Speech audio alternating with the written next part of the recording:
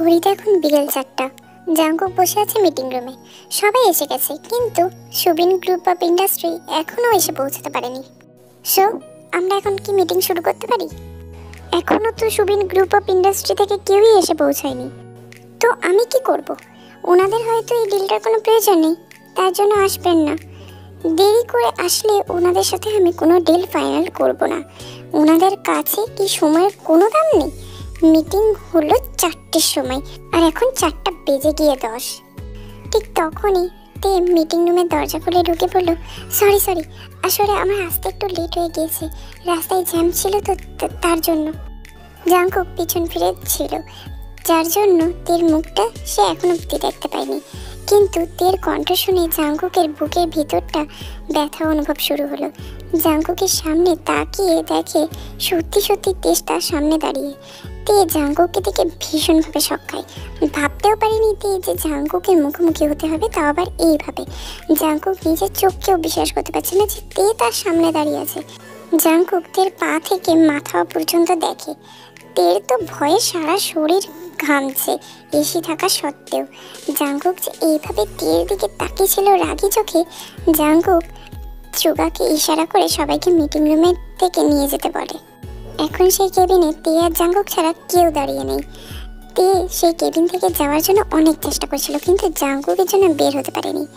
আর অন্যদিকে জাঙ্কুক চেয়ারে বসে রাগী চোখে তের দিকে তাকিয়েই আছে। তে তো ভয়ে বারে ঢোক গিলছে। জাঙ্কুকের রাগে কপালের রগ ফুলে উঠেছে, চোখ দুটো লাল হয়ে গেছে, হাতের মুঠো শক্ত করে রেখেছে। জাঙ্কুক হঠাৎ করে উঠে দাঁড়ায় আর তের দিকে এগোতে থাকে। তের তো প্রাণ যায় অবস্থা। এই পৃথিবীতে তে যদি কাউকে ভয় পেয়ে থাকে সেটা হলো একমাত্র জাঙ্কুক।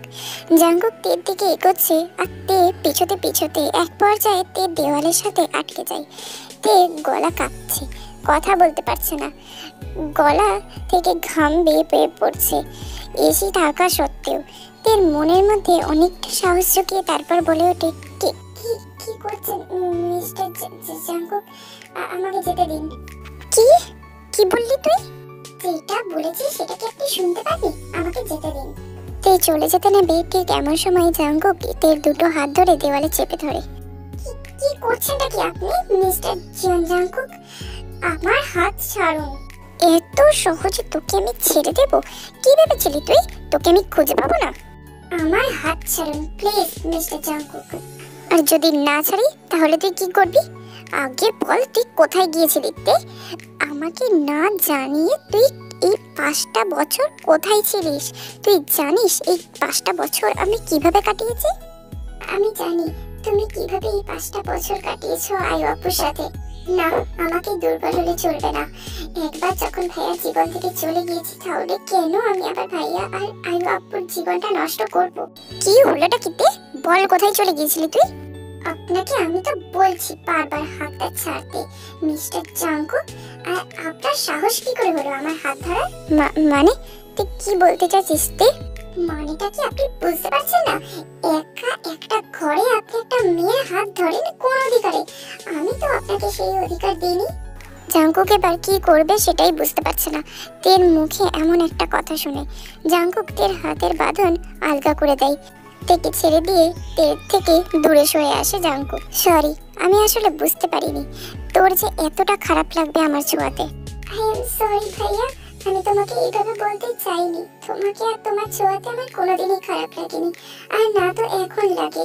কিন্তু পরিস্থিতি এমনই যে তোমাকে আমার কাছ থেকে দূরে থাকতেই হবে। আর কারণ তোমার জীবনে যে আরো 2জন মানুষ আছে। না, আমাকে এখনই এখান থেকে চলে যেতে হবে, না হলে যে আমি দুর্বল হয়ে যাব। আমি চাই না তোমার সামনে আমার নিজের দুর্বলতা প্রকাশ করতে। তে তাড়াতাড়ি জাঙ্কুকের কেবিন থেকে বেরিয়ে যায়। জাঙ্কুক তের হাত ধরতে গিয়েও ধরেনি। কি করে জাঙ্কুক আটকাবে তেকে? ও নিজেই যে জাঙ্কুকের কাছ থেকে দূরে সরে থাকতে চাইছে। জাঙ্কুক ধপ করে চেয়ারে বসে পড়ে।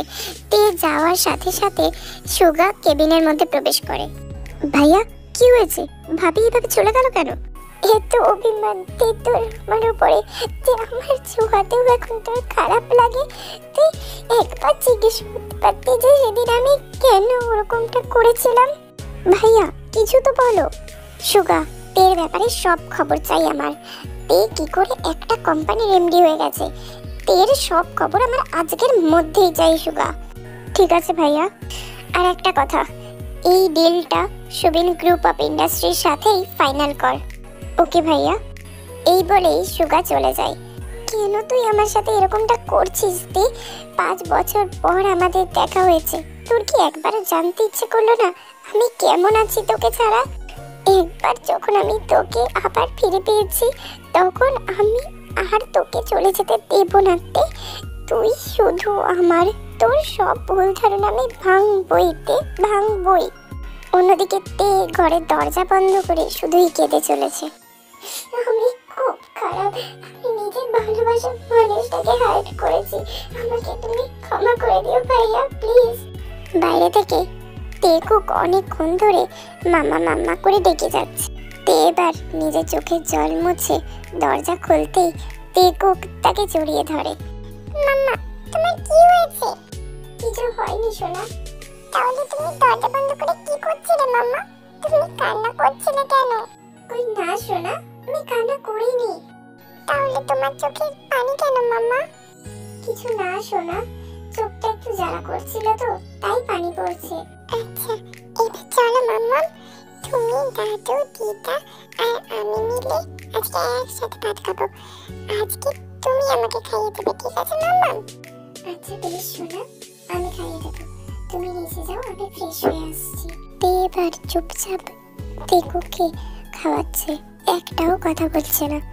এটা সুবিন আর ইয়ঞ্জন মিলে লক্ষ্য করে। আচ্ছা তেমা, তোর কি কিছু হয়েছে? ওই না তো বাবা, সব ঠিক আছে। দেখ তেমা, লুকানোর কোনো প্রয়োজন নেই, কিছু যদি হয়ে থাকে নির্ভয়ে বলতে পারিস, আমি চেষ্টা করব সেটা সমাধান করার। না বাবা, কিচ্ছু হয়নি, তুমি চিন্তা করো না, আমি ঠিক আছি। অন্যদিকে জাঙ্কুক নিজের ঘরের ব্যালকনিতে দাঁড়িয়ে আকাশের চাঁদের দিকে তাকিয়ে আছে আর একের পর এক সিগারেট খাচ্ছে। জাঙ্কুকের বুকটা ফেটে যাচ্ছে তের এমন আচরণ করার জন্য। ঠিক এমন সময় সুগার ডাকে জাঙ্কুক পিছন ফিরে তাকায়। ভাইয়া, সব খবর নিয়ে এসেছি ভাবির। ওকে ঠিক আছে, সব কিছু খুলে বল আমাকে। ভাবি সুবিনের বাড়িতে 5 বছর ধরে আছে, মাঝে 3 বছরের জন্য একবার দেশের বাইরেও চলে গিয়েছিল, কারণ ভাবির নাকি বাচ্চা হয়েছিল। হোয়াট? এসব তুই কি বলছিস সুগা? তোর বাচ্চা হয়েছিল মানে? হ্যাঁ ভাইয়া, ভাবির একটা 4 বছরের বাচ্চা আছে। সুগা, তুই সবকিছু জেনে শুনে বলছিস তো? হ্যাঁ ভাইয়া, আমি সবকিছু জেনে শুনে ঠিকঠাক ভাবেই বলছি। তার মানে ও কি নতুন কাউকে বিয়ে করেছে? না ভাইয়া, ভাবি কাউকে বিয়ে করেনি। তাহলে বাচ্চা বাচ্চা আসলো কোথা থেকে? সেটা তো জানি না ভাইয়া আমি। না, তের সাথে আমায় সরাসরি কথা বলতেই হবে, ও আমার কাছ থেকে নিশ্চয়ই কিছু লুকাচ্ছে। ওর মুখ দেখেই আমি আজকে বুঝতে পেরেছি। আর শোন, বাড়ির কাউকে কিচ্ছু জানানোর দরকার নেই যে তেকে আমরা খুঁজে পেয়ে গেছি।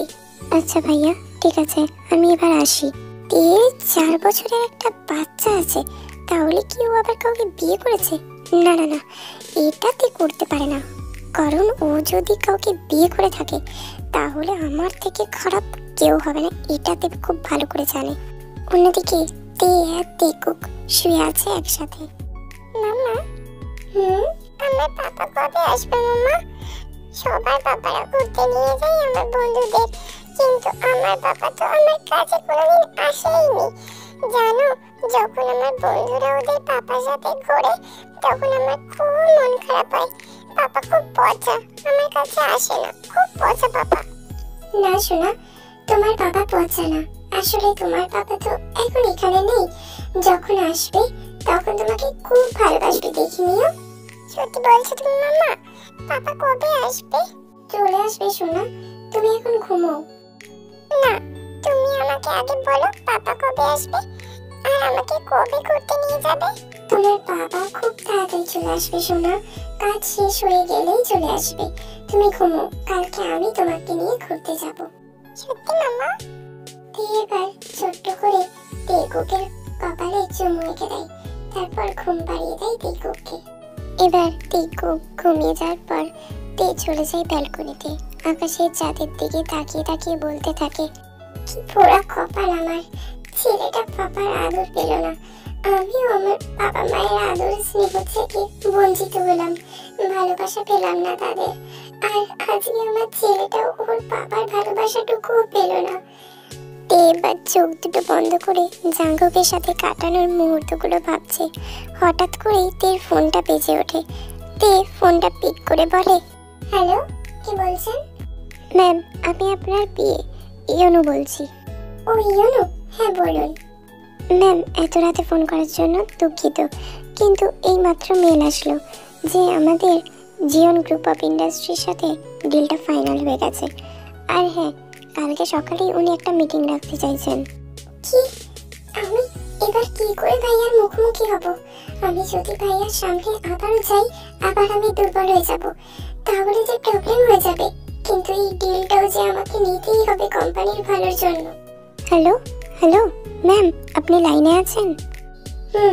ওনাকে বলে দিন আমি কালকে ওনার সাথে মিটিংয়ে বসতে পারবো না, পরের দিন আমি ওনার সাথে মিটিং করে নেব। Okay ma'am.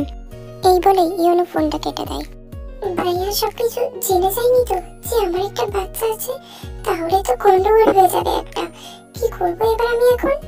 সারাটা রাত এইভাবে টেনশন করেই কাটিয়ে দেয় তে। সকাল প্রায় 11টা।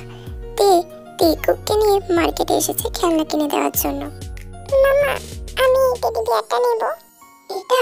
আচ্ছা বেশ, ঠিক আছে, দাঁড়াও। তে এবার টেকুকের জন্য টেডি বিয়ার কিনছে। ঠিক এমন সময় দেখতে পাই যে আশেপাশে কোথাও টেকুক নেই। টেকুকি, টেকুকি, কোথায় গেলি তুই? এই যে ভাইয়া, শুনছেন আমার কাছে একটা বাচ্চা ছিল, ও কোথায় গেছে দেখছেন কি আপনারা? তে এইভাবে প্রায় শপিং মলে সবাইকে জিজ্ঞেস করে বেড়াচ্ছে যে টেকুকি কোথায় গেছে, কিন্তু কেউ ঠিকঠাকভাবে উত্তর দিতে পারে না। ঠিক হঠাৎ তখন টেকুকি পেছন থেকে মামা বলে চিৎকার করে। টেকুকি, কোথায় চলে গিয়েছিলি তুই? তে এবার টেকুকি এমন ভাবে জড়িয়ে ধরে যে ছেড়ে দিলেই কোথাও চলে যাবে। তারপর গোটা মুখে চুমু দিতে শুরু করে। টেকুক, তুই কোথায় চলে গিয়েছিলি? তুমি মাম্মাকে না বলে কোথাও যাবে না। মাম্মার কি চিন্তা হয় না তোমার জন্য? আর কখনো এরকম না বলে আমাকে কোথাও যাবে না, ঠিক আছে? আচ্ছা ঠিক আছে মাম্মা, আর তুমি যেমন বলবে তেমনই হবে। কিন্তু তুমি দেখো কাকে নিয়ে এসেছি আমি। কাকে নিয়ে এসছো তুমি সোনা? তে এতক্ষণ লক্ষ্যই করেনি যে তার সামনে কেউ দাঁড়িয়েছিল। তে যে মানুষটার দিকে তাকালো তাতে যেন তের মাথার আকাশ ভেঙে পড়লো।